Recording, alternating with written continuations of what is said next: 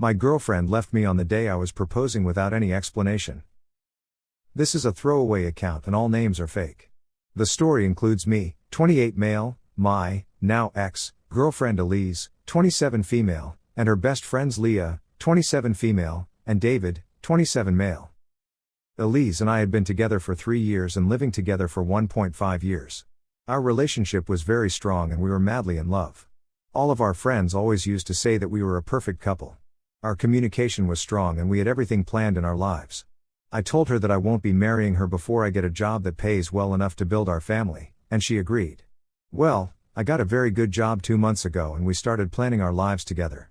Our plan was to get married in the next year or two, buy a house, and then have kids when we have more financial stability. She also started dropping hints that I should propose. I was already planning to propose, so I started researching for rings, proposal venues, etc. This is when I contacted Leah and asked her to meet me and keep it a secret. I told her my plans and she confirmed that Elise would love this and also gave me some suggestions which I loved.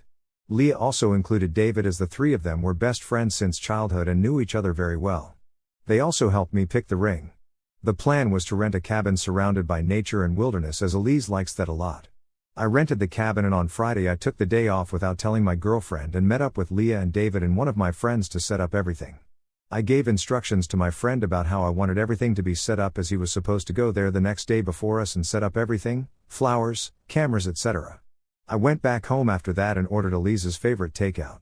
We talked about her day and then went to bed. Now a week ago Leah had invited Elise for brunch on Saturday, proposal day, at a new fancy place, the proposal location.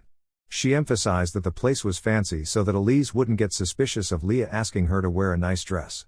On Saturday morning Leah and David came to our apartment to pick up Elise. As soon as they left I called a friend of mine who was waiting just around the corner and I left soon after. Then I called my other friend who was supposed to be at the cabin and asked him how everything was going. He assured me that everything was set up exactly how I wanted it. I had also asked David to share their location and to drive slowly or take a longer route so that I can get there 10 to 15 minutes before them. I realized David hadn't shared the location, but it was fine. We got there and I just ran in to change into a suit. Then I went to the exact position and checked the camera angles. Everything was perfect. Then I waited for my girlfriend and her friends to arrive. The drive is 30 to 40 minutes from our apartment and they should have been there. I thought they went slightly overboard with stalling. I waited there for another 20 minutes. It had already been more than an hour since they left the apartment and I was getting worried, so I asked one of my friends to call David and sneakily ask how long it'll take them. They called him 2 to 3 times, but no answer. Then they called Leah 2 to 3 times. No answer. I assumed the worst. I called David and Leah as well. Still no answer. Finally, I decided to call Elise. First call, she didn't answer. My heart was racing at this point. As soon as I called her again, Leah answered instead. I was panicking and asked her if everything was all right and why is nobody answering the phone. She went silent for 2 seconds and then started yelling at me. She told me to never call Elise ever again and that I was dead to her. That I was a horrible human being for doing that to her. That she doesn't want to see my face or talk to me ever again. I was confused, but before I could say anything she hung up. I was so confused and started crying and my friends had to console me. Soon after that, I got a text from Leah that she'll be coming over later with David to get Elise's stuff and that Elise doesn't even want to step into the apartment, even if I'm not there. I immediately called her parents to ask what was going on. They knew about the proposal and we were supposed to go to their home for lunch after the proposal. They had no clue what was going on and told me that they'll call her and ask.